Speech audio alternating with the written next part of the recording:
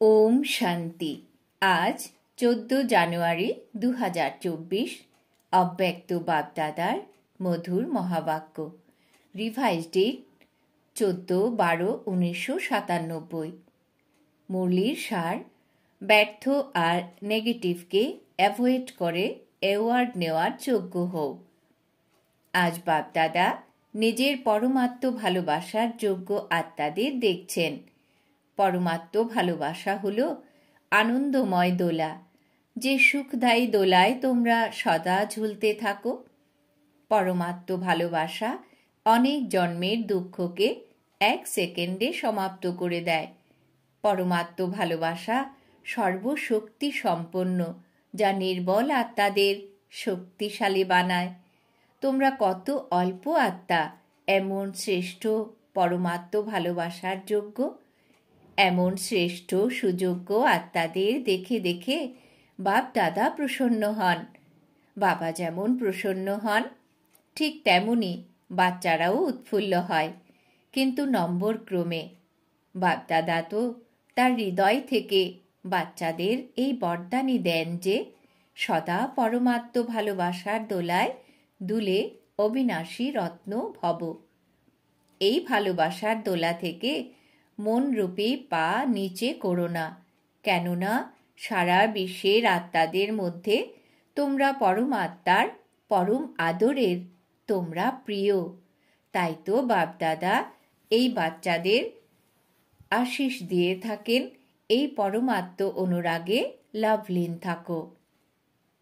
এমন লাভলীন আত্মাদের কাছে কোনো পরস্থিতি কিংবা মায়ার চঞ্চলতা আসতে পারে না।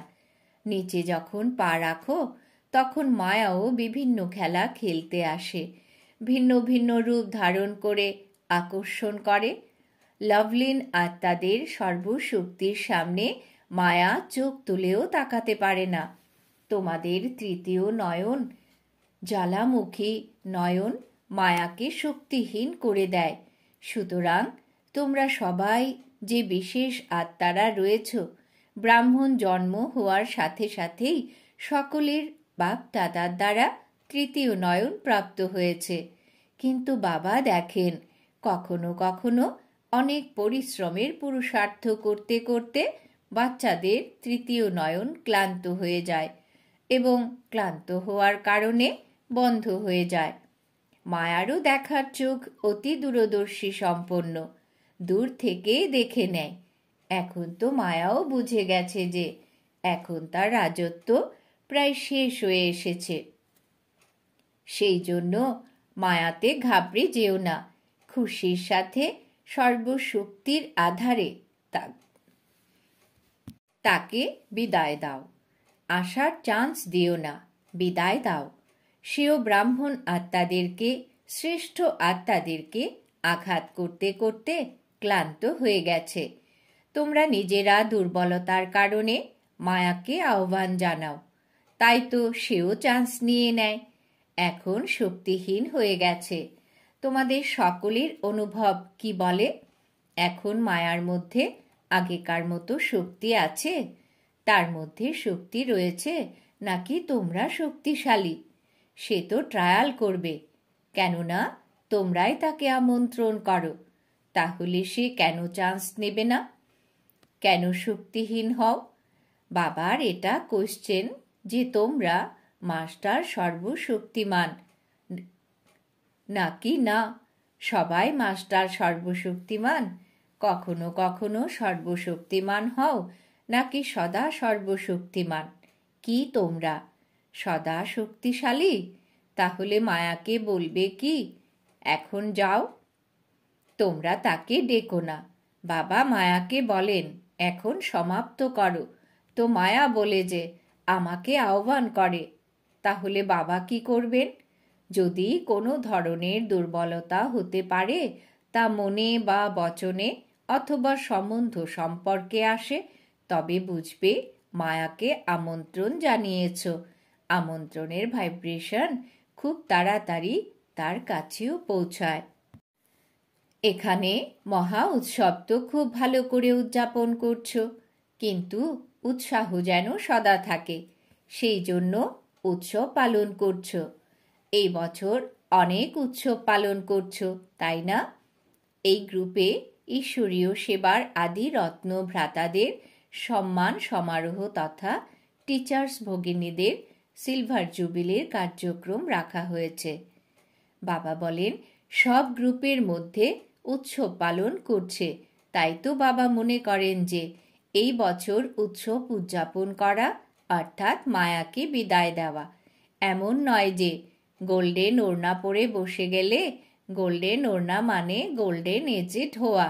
দৃশ্য তো খুব ভালো লাগে, কিন্তু সদা গোল্ডেন স্থিতির ওড়না কিংবা উত্তরীয় যেন পরা থাকে। এমন নয়, উত্তরীয় নামালে উৎসব সম্পূর্ণ হলো আর যেমন ছিলে তেমন থেকে গেলে। এই ফাংশন উৎসাহ দেওয়ার। সুতরাং যারা উৎসব উদযাপন করেছে কিংবা যারা উদযাপন করতে এসেছে তারা হাত তোলো। বাপদাদা খুশি, অবশ্যই উদযাপন করো, কিন্তু উদযাপন করা অর্থাৎ অনুরূপ তৈরি হওয়া এবং তৈরি করা। উৎসব পালনের সময় নিজেকে নিজে আন্ডারলাইন করো, সদা স্মরণ আর সেবার উৎসাহে থাকা আমি আত্মা। বাপ দাদারও দৃশ্য ভালো লাগে, তাই তো এই বছর বাপদাদা মায়াকে বিদায় দেওয়ার বছর হিসেবে উদযাপন করতে চান। তো এই রকম উৎসব উদযাপন করবে তো না? কাল যা পালন করেছ সেই রকমই পালন করবে তো না? সিলভার জুবিলি পালন করবে, তাই না? গোল্ডেন জুবিলি হোক বা সিলভার জুবিলি হোক, কিন্তু উৎসবই তো না। এমন ভেবো না যে আমরা তো সিলভার জুবিলির, যারা প্রথমে তারা আগে গোল্ডেন হবে, পরে আমরা হব। এই রকম ভেবো না। আর কেউ যদি নাও পালন করে থাকো, তারাও এই রকম ভেবো না যে যারা উৎসব পালন করে বাপদাদা তাদের জন্য বলছেন। বাবা সবার জন্য বলছেন। ব্রাহ্মণ জীবনের উৎসব উদযাপন করেছ তো না? ব্রাহ্মণ তো সবাই হয়েছ, নাকি এখনো ব্রাহ্মণ তৈরি হচ্ছ? তৈরি হয়ে গেছ। সুতরাং ব্রাহ্মণ জন্মের উৎসব উদযাপন করা আত্মা, অর্থাৎ সদা উৎসাহে থাকা এবং অন্যদেরও উৎসাহিত করা, এটাই ব্রাহ্মণের অকুপেশন। ওই ব্রাহ্মণেরা তো মুখ দ্বারা গাঁথা বলে, তোমরা ব্রাহ্মণেরা মুখ দ্বারা বললেও তা উৎসাহ দেওয়ার জন্য বলে থাকো। যেমনই আত্মা হোক, হতে পারে তোমাদের বিরোধী আত্মা, কেননা হিসেব নিকেশও তো এখানেই চুকাতে হবে। কিন্তু আত্মা যেমনই হোক, ব্রাহ্মণের কাজ হলো উৎসাহ ভরা কাহিনী শোনানো, উৎসাহিত হওয়ার বিষয়ে বলা। তারা যদি কাঁদে, তোমরা উৎসাহে তাদের নাচাও। যখন হৃদয়ে কোনো উৎসাহ থাকে তখন কি হয়? পা নাচতে শুরু করে। যেমন এই ফাংশন উদযাপন করো, তো লাস্টে কি করো? সবাই ডান্স করো। করো তো না? এটা তো পায়ের ডান্স। ব্রাহ্মণ আত্মা উৎসাহ দেওয়ার আর উৎসাহে থাকা ব্যতীত থাকতে পারে না। উৎসাহ নষ্ট করে দেওয়ার মতো বিষয় থাকে আর থাকবেও। কিন্তু বাপ দাদা এই বছরে সব বাচ্চাদের থেকে এই শুভ আশা রাখেন যে যা অতীত তা অতীত। যেমনই আত্মা হোক, আজ পর্যন্ত যারা সম্বন্ধ সম্পর্কে থেকেছে তারা যেমন আছে, হতে পারে নেগেটিভও আছে, মোকাবিলা করারও আছে, ব্রাহ্মণ জীবন নড়বড় করে দেওয়ারও আছে। তবুও এই বছরে নেগেটিভ আর ওয়েস্ট দৃষ্টিকোণ সমাপ্ত করো। স্নেহ দাও, শক্তি দাও। যদি স্নেহ না দিতে পারো তো তাদের দেখে শুনে সম্পর্কে এসে সব রকম ওয়েস্ট আর নেগেটিভ বিষয়কে হৃদয়ে ধারণ করার ক্ষেত্রে অ্যাভয়েড করো। মন আর বুদ্ধিতে ধারণ হতে দিও না, অ্যাভয়েড করো। পরিবর্তন করো, নেগেটিভ এবং ওয়েস্ট পরিবর্তন করে হৃদয়ে সমাহিত করো। এভাবে দুটো বিষয়কে যে অ্যাভয়েড করবে, বাপ দাদার দ্বারা, ব্রাহ্মণ পরিবার দ্বারা অতিশয় উত্তম, অতিশয় মনোরম অ্যাওয়ার্ড তারা প্রাপ্ত হবে। এছাড়া আত্মাদের অ্যাওয়ার্ড দিতে তো আত্মারা আছেই, অ্যাওয়ার্ড পাও তো না, তো এটা পরমাত্ম অ্যাওয়ার্ড। এভয়েড করো, অ্যাওয়ার্ড নাও। সাহস আছে তোমাদের? আচ্ছা, পাণ্ডবরা যারা ফাংশন করেছে তাদের সাহস আছে? অ্যাওয়ার্ড নেবে? সবাই হাত উঠিয়েছে। আজকে ডেট আন্ডারলাইন করো। আজ কোন ডেট? 14ই ডিসেম্বর।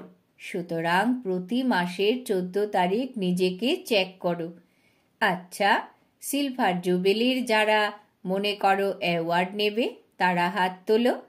এভাবে দেখাদেখি তোলো না, লজ্জার কারণে উঠিও না। বাপদাদা চান্স দেন। যদি কারোর মধ্যে সাহস নেই তবে হাত তোলো না, কোনো দরকার নেই। এমন কিছু ব্যাপার নয়, বাপদাদা আরও সকাশ দেবেন। এমন কেউ আছে যে মনে করে আরও একটু সাহস দরকার? সিলভার জুবিলির কোনো টিচার্স এরকম আছে? ঠিক আছে, এখানে হাত না উঠাও। যদি লজ্জা হয় তো লিখে দিও, যখন ফাংশন উদযাপন করবে তখন দিও। ভাবছ আমাদের এক্সট্রা সাহস প্রয়োজন, তো সেই জন্য বিশেষ টিউশন রাখব। যে পড়াশোনাতে দুর্বল হয় সে কি করে? টিউশন রাখে। রাখে তো না? আচ্ছা, মধুবনের যারা হাত ওঠাও। দাঁড়াও, যারা মধুবনের তারা ভালো চান্স নেয়। আচ্ছা, মধুবনের তোমরা অ্যাওয়ার্ড নেবে? সবাই উঠিয়েছে। টিউশন চাই না? বাহাদুর। আচ্ছা, বাপ দাদা হিসেব নেবেন। অভিনন্দন মধুবনের তোমাদেরকে। সুতরাং এই বছর বিদায় আর অভিনন্দনের, এবং এই বছরে যে বাচ্চারা বিশেষ সংকল্প করেছে তা প্র্যাকটিক্যালি যারা করবে তাদের বাপদাদার এক্সট্রা সহযোগিতাও প্রাপ্ত হবে। শুধু অবিচল থাকো, মাঝে মাঝে ড্রামা পেপার নেবে, কিন্তু তোমরা সংকল্পে অবিচল থেকো। সংকল্পরূপী পাও যেন না টলে। অটল যদি থাকে তবে বাপ দাদার দ্বারা এক্সট্রা সহযোগিতার অনুভূতি হবে। শুধু নেওয়ার শক্তি প্রয়োজন। এক বল, এক ভরসা। যা কিছু হয়ে যাক, হতেই হবে। সংকল্পরূপী এই পা স্থির রেখো, তো পরিস্থিতি আসবেও, কিন্তু তোমরা এমনই অনুভব করবে ঠিক যেমন প্লেনে করে উড়লে মেঘ নিচে থেকে যায় আর নিজে মেঘের ওপরে থাকো। মেঘ মনোরঞ্জনের এক দৃশ্য হয়ে যায়। এরকম যতই কালো মেঘের মতো পরিস্থিতি হোক, যাতে সমস্যার কোনো সহজ সমাধান সেই সময় দেখতে পাওয়া যাচ্ছে না, কিন্তু এই দৃঢ় নিশ্চয় থাকবে এই মেঘ এসেছে যাওয়ার জন্য। এই মেঘ চূর্ণ হওয়ারই আছে, থাকার জন্য নয়। এভাবে উঠতে কলা স্টেজে যদি স্থিত হয়ে যাও, তবে যতই ঘন কালো মেঘ হোক না কেন চূর্ণ বিচূর্ণ হয়ে যাবে। তাছাড়া তোমরা দৃঢ়তার বলে সফল হয়েই আছো। ঘাবড়ে যেও না, এটা কিভাবে হবে, ভালো হবে, কেননা বাপদাদা জানেন সময় যত কাছাকাছি চলে আসছে ততই নতুন নতুন পরিস্থিতি, সংস্কার, হিসেব নিকেশের কালো মেঘ আসবে। এখানেই সব চোকাতে হবে। কোনো কোনো বাচ্চা বলে, দিন দিন এ ধরনের বিষয়গুলো বাড়ছে কেন? যে বাচ্চাদের ধর্মরাজপুরী ক্রস করতে হবে না, সঙ্গমের এই অন্তিম সময়ে তাদের স্বভাব সংস্কারের সব হিসেব নিকেশ এখানেই চুকিয়ে দিতে হবে। ধর্মরাজপুরীতে যাওয়ার দরকার নেই। তোমাদের সামনে যমদূত আসবে না। এই পরিস্থিতি যমদূত, যা এখানেই শেষ হবে। সেই জন্য শেষ হওয়ার লক্ষণ হলো রোগ ব্যাধির বাইরে বের হয়ে আসা। এমন ভেবো না, এটা তো দেখা যায় না যে সময় সমীপে, উপরন্তু ব্যর্থ সংকল্প বেড়ে যাচ্ছে, কিন্তু এটা চুকে যাওয়ার জন্য বাইরে বেরিয়ে আসছে। এসবের কাজ হলো আশা, আর তোমাদের কাজ হলো উঠতি কলার দ্বারা সকাশ দ্বারা পরিবর্তন করা। ঘাবড়ে যেও না। কোনো কোনো বাচ্চার বিশেষত্ব হলো বাইরে থেকে তাদের ঘাবড়ে যাওয়া দেখা যায় না, কিন্তু ভেতরে মন ঘাবড়ে থাকে। বাইরে থেকে বলবে না না কিছু না, এ তো হয়ই, কিন্তু ভেতরে তাদের ভাব থাকবে। তাই তো বাপ দাদা আগেই বলে জানিয়ে দিচ্ছেন যে ঘাবড়ানোর মতো পরিস্থিতি আসবে, কিন্তু তোমরা ঘাবড়ে যেও না। তোমাদের শস্ত্র ছেড়ে দিও না। যে ঘাবড়ে যায় তার হাতে যে জিনিসই থাকে তা পড়ে যায়। তো যখন এই মনেও আশঙ্কা থাকে তখন শস্ত্র এবং শক্তি যা থাকে তা পড়ে যায়, মার্জ হয়ে যায়। সেই জন্য আতঙ্কিত হও না। আগে থেকেই তোমাদের জানা আছে, ত্রিকালদর্শী হও, নির্ভীক হও। ব্রাহ্মণ নিজেদের মধ্যে সম্বন্ধে নির্ভীক হতে হবে না, মায়া থেকে নির্ভীক হও। সম্বন্ধে তো স্নেহ আর নম্রতা, কেউ যেমনই হোক তোমরা হৃদয় থেকে স্নেহ দাও, শুভ ভাবনা দাও, করুণা করো। বিনম্র হয়ে তার সামনে রেখে সামনে এগিয়ে দাও। যাকে বলা হয়ে থাকে কারণ রূপী নেগেটিভকে সমাধান রূপী পজিটিভ বানাও। এই কারণ, এই কারণ, ওই কারণ, কারণ বা সমস্যাকে পজিটিভ সমাধান বানাও। একটা বিষয়ে বাপদাদার কখনো কখনো হাসি আসে। জানা আছে কোন বিষয়ে? জানো তোমরা? একদিকে তো চ্যালেঞ্জ করো, বাবা আমরা প্রকৃতিজিৎ হব, প্রকৃতিকেও পরিবর্তন করব। এটা বলো তো না, প্রকৃতিকে পরিবর্তন করবে, তাই না? এই রকম চ্যালেঞ্জ যারা করে তারা প্রকৃতিকে পরিবর্তন করতে পারে, কিন্তু যখন সম্বন্ধ সম্পর্কে কোনো বিষয় উপস্থিত হয় তখন তা সমাধান করতে পারো না, পরিবর্তন করতে পারো না। হাসির বিষয়ই তো না। প্রকৃতি জড়, তার জন্য তো চ্যালেঞ্জ আছে, কিন্তু ব্রাহ্মণ আত্মাদের পরিবর্তন করা সেটা হয় না। আর কি ভাবো তোমরা? সেটা হতে পারে না, এটা হওয়ারই নয়, হতেই পারে না, তারা পরিবর্তন হতেই পারে না। তাহলে প্রকৃতিকে পরিবর্তন কিভাবে করবে? নিজে পরিবর্তন হয়ে অন্যকে পরিবর্তন করো। ধরে নেওয়া গেল তারা রং, 100% রং, কিন্তু তোমাদের প্রতিজ্ঞা কি? বাবার কাছে কি প্রতিজ্ঞা করেছ? স্বপরিবর্তনের দ্বারা বিশ্বের পরিবর্তন করবে। এই প্রতিজ্ঞা ছিল নাকি ভুলে গেছো? হ্যাঁ তো সবাই করো। যে কোনো পরিস্থিতিই হোক, পরিস্থিতিকে পরিবর্তন করার জন্য সাহায্য যদিও বা নাও, কিন্তু এর পরিবর্তন হওয়াই কঠিন এই সার্টিফিকেট দিও না। কে তোমাদের অথরিটি দিয়েছে সার্টিফিকেট দেওয়ার? কে তোমাদের জাজ বানিয়েছে এটা ভাবার যে এ তো হওয়ারই নয়, এ তো ঠিক হবেই না? এভাবেই জাজের চেয়ারে বসে যাও? এক তো উকিল হও, অনেক কায়দা কানুন বলো, তর্ক করো, এরকম নয় এরকম, ওরকম নয় সেরকম। না উকিল হও না জাজ হও, এই অথরিটি বাপদাদা দেননি। যে নিমিত্ত তার সহযোগ নাও। সেই নিমিত্ত আত্মারাও বাপদাদার নির্দেশে করে, নিজের মন মতো চালায় না। তো এই বছরে এই সমস্ত বিষয় সমাপ্ত করো, অর্থাৎ মন থেকে পরিবর্তন করো, অ্যাভয়েড করো। ওপরে অর্থাৎ তোমাদের সিনিয়রদের কাছে পৌঁছে দিলে দায়িত্ব শেষ। তোমাদের দ্বারা পরিবর্তন যদি না হয় তো নিমিত্ত আত্মাদের কাছে পর্যন্ত পৌঁছানো সেটা তোমাদের দায়িত্ব। পরে নিজেরা ল হাতে নিয়ে নিও না, তবেই অ্যাওয়ার্ডের যোগ্য হবে।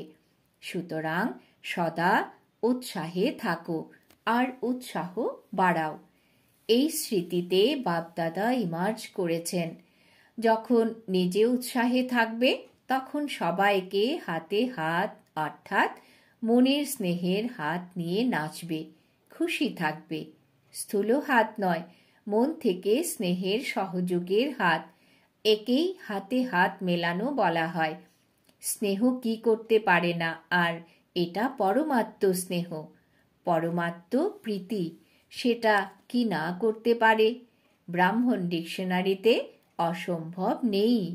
যার উৎসাহ আছে তার কখনো কোনো বিষয়ে নিরাশ ভগ্নোৎসাহ হয় না।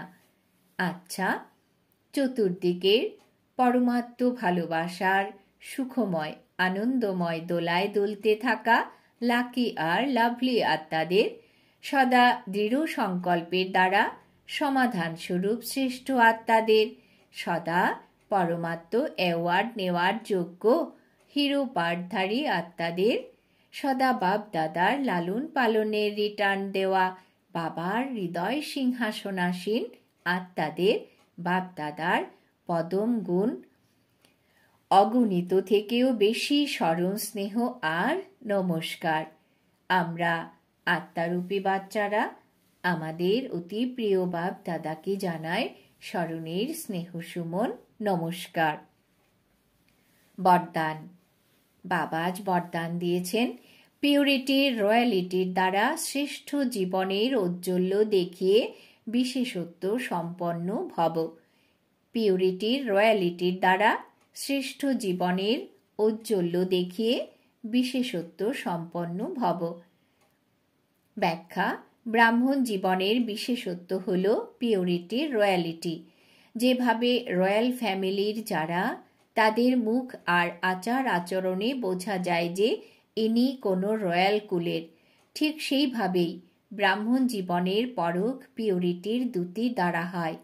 পিউরিটির উজ্জ্বলতা আচার ব্যবহারে আর মুখে তখনই প্রতীয়মান হবে যখন সংকল্পেও অপবিত্রতার লেশমাত্র চিহ্ন না থাকবে। পবিত্রতা শুধু ব্রহ্মচর্য ব্রত নয়, বরং কোনো বিকার অর্থাৎ অশুদ্ধির প্রভাব থাকবে না। তখনই বলা যাবে বিশেষত্ব সম্পন্ন ব্রাহ্মণ আত্মা। স্লোগান: যে স্বয়ের দর্শন করে সেই সদা প্রসন্নচিত্ত সর্বপ্রাপ্তির অধিকারী থাকে। যে স্বয়ের দর্শন করে সেই সদা প্রসন্নচিত্ত সর্বপ্রাপ্তির অধিকারী থাকে। অব্যক্ত সাইলেন্সের দ্বারা ডবল লাইট ফরিস্তা স্থিতির অনুভব করুন। যেমন সাকার রূপে এক ড্রেস চেঞ্জ করে আরেক ড্রেস চেঞ্জ করো, তেমনি সাকার স্বরূপের স্মৃতি ছেড়ে আকারে ফরিস্তা স্বরূপ হয়ে যাও। ফরিস্তা ভাবের ড্রেস সেকেন্ডে ধারণ করে নাও। এই অভ্যাস অনেক সময় থেকে প্রয়োজন, তবেই অন্ত সময়ে পাশ হতে পারবে। আজকের সমান আমি সদা প্রসন্নচিত্ত আত্মা। ওম শান্তি।